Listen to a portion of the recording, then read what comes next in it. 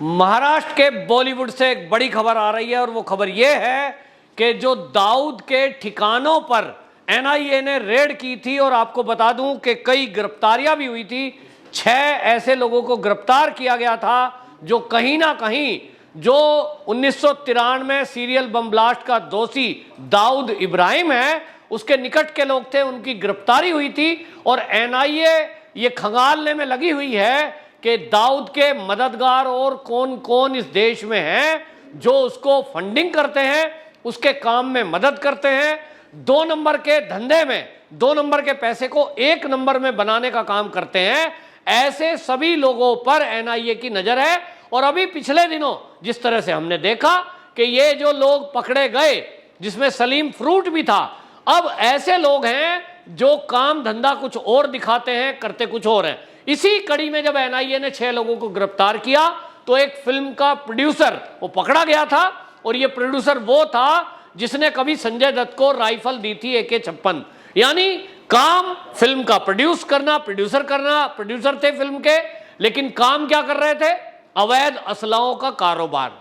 उसी में 9 साल जेल काटने के बाद वो छूटे तो एनआईए के रडार पर थे। एनआईए ने फिर से गिरफ्तारी की है और मामला इस बार भी वही है कि मुंबई में, बॉलीवुड में ऐसे कौन कौन लोग हैं जो दाऊद का पैसा लगाते हैं, उस पैसे को 2 नंबर को 1 नंबर किया और उसके बाद हवाला के जरिए वो पैसा देश के कोने में अलग अलग जगह में पहुंचाते हैं। इसी कड़ी में जो खबरें आ रही हैं, विश्वस्त सूत्रों के हवाले से एक बड़ी खबर आ रही है कि अब एक बड़ा प्रोड्यूसर भी पकड़ा जाना है, एनआईए के रडार पर है। और बाकायदा जो खबरें आ रही हैं नीचे से छन के, वो ये है कि वो प्रोड्यूसर दाऊद इब्राहिम का पैसा फिल्मों में लगाता है और हाल ही में 1 ही महीने के अंदर कई फिल्में उसने रिलीज की हैं। कहां से आया पैसा, किसने दिया, और फिर उस पैसे की कमाई करके उसने कहां उस पैसे को वापसी किया, ये सब एनआईए देख रहा था। आपको याद होगा कि यहां बॉलीवुड में व्याप्त नशाखोरों पर एनसीबी ने कार्रवाई की थी और एक खुलासा किया था समीर वानखेड़े ने कि किस तरह से नशे के कारोबारी इस बॉलीवुड में ड्रग पार्टियां करते हैं, ड्रग का सेवन करते हैं, ड्रग की सप्लाई में मददगार हैं। बहुत सारे ऐसे लोग हैं जिनकी कहीं फिल्म नहीं चली, जिनका कोई नाम नहीं चला, गलत धंधों में लिप्त हो गए हैं। और इन सबके पीछे एक गिरोह है जो बॉलीवुड का गैंग इसके अंदर कहा जा रहा है कि ऐसे कुछ लोग हैं, उनका एक गिरोह है जिसके अंदर ये सब लोग इन्वॉल्वमेंट हैं। अब ये नशे का सामान बेचकर उसकी पेमेंट को देने के चक्कर में ये 2 नंबर का रास्ता करते हैं। इवेंट के नाम पर ये विदेश जाते हैं, विदेश से इवेंट के नाम पर अपना जो साजो सामान होता है किस तरह से लाते हैं। हमने अभी पिछले दिनों रिपोर्टें देखी हैं कि जो सूटकेस है उसके हैंडल के अंदर छुपा करके ड्रग लाई जा रही है। और ये पिछले दिनों चर्चा थी कि शाहरुख खान जब विदेश जाता है तो 20-25 सूटकेस एक बार लेके गया और उसी को समीर वानखेड़े ने एयरपोर्ट पर रोका, क्योंकि उस समय वो उनकी ड्यूटी एक्साइज में थी। 20 सूटकेस लेके आ रहे हो आप, आखिरकार ऐसा क्या है भाई कि आप 20 सूटकेस लेके आ रहे हो विदेश से? कहीं ऐसा तो नहीं कि उसमें कोई नशे का सामान था? हालांकि ये जांच का विषय था, लेकिन एक्साइज ड्यूटी लगी और इसी में खलबली मची। लेकिन अब आपको बता दूं, जो खबरें आ रही हैं वो ये, एनसीबी की कार्रवाई के बाद, ईडी की कार्रवाई के बाद अब एनआईए की बारी है। और एनआईए, आप देखें कि एनआईए जब कार्रवाई करता है तो उसके पीछे का कारण होता है कि कहीं भी अगर आतंकवाद से तार जुड़ते दिखते हो, उन मामले की जांच एनआईए करता है। अब फिर उसमें कोई भी हो उसको गिरफ्तार करा जाता है और उसके ऊपर यूएपीए की धाराओं में केस दर्ज होता है। तो ये जो खबरें आ रही है बॉलीवुड से वो ये कि इस मामले में अब बड़ी कार्रवाई, बड़ी गिरफ्तारी होने वाली है और एक ऐसा प्रोड्यूसर ये पकड़ा जा सकता है जो दाऊद के 2 नंबर के काम में उसकी मदद करता था। पिछले दिनों हमने देखा नवाब मलिक जो कि महाराष्ट्र सरकार में मंत्री हैं, उनका नाम सामने आया था कि दाऊद इब्राहिम की किस तरह से जो प्रॉपर्टी है उसको कम दाम में, यानी एक 10% पैसा दे करके और उसको कम दाम में खरीदा गया। 90% जो धन है वो पेमेंट नहीं दी गई, और उस एवज में क्या काम हुए। एक मंत्री को 20 लाख रुपए में मात्र 3 करोड़ की प्रॉपर्टी दे दी गई। आखिरकार उसके पीछे कारण क्या था? दाऊद के गुर्गों ने ये जमीन अगर नवाब मलिक को दी तो नवाब मलिक ने उनकी क्या मदद की, ये एक बड़ा सवाल था। इसको खंगालने में भी एनआईए लगी हुई है। मामला अभी जांच चल रही है। नवाब मलिक जेल के अंदर बंद है, 6 लोग एनआईए ने और पकड़े हैं, और इन्हीं ने जो जानकारी दी है, जो ये एनआईए ने गिरफ्तारी की है, जिसमें एक प्रोड्यूसर भी पकड़ा गया, उन्हीं से पूछा कि आप ये बताइए कि और कौन कौन लोग हैं जो दाऊद के लोगों की मदद कर रहे हैं।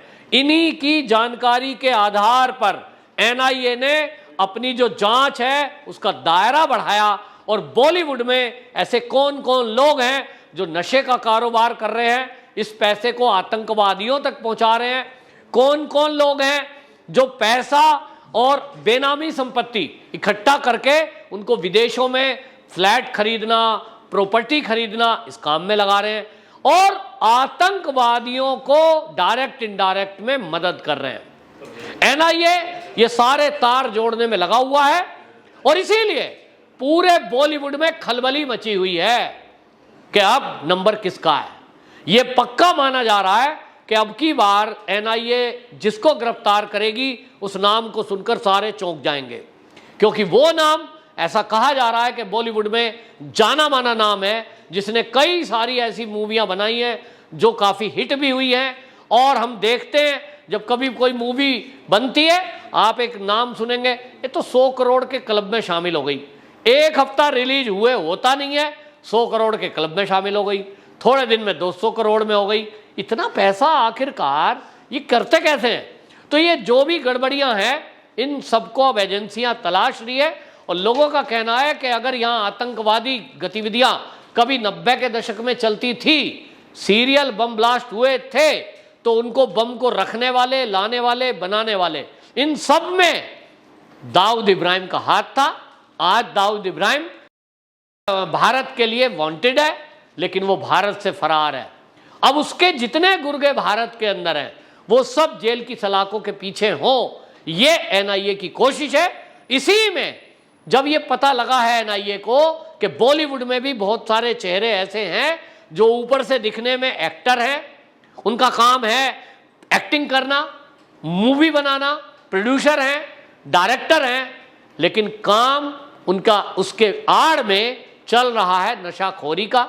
इस नशाखोरी के पैसे से वो पैसा जा रहा है आतंकवादियों पर, क्योंकि जितनी भी नशे की खेप हमारे भारत में आ रही हैं, इनमें आप देखेंगे पाकिस्तान की इन्वॉल्वमेंट जरूर होती है।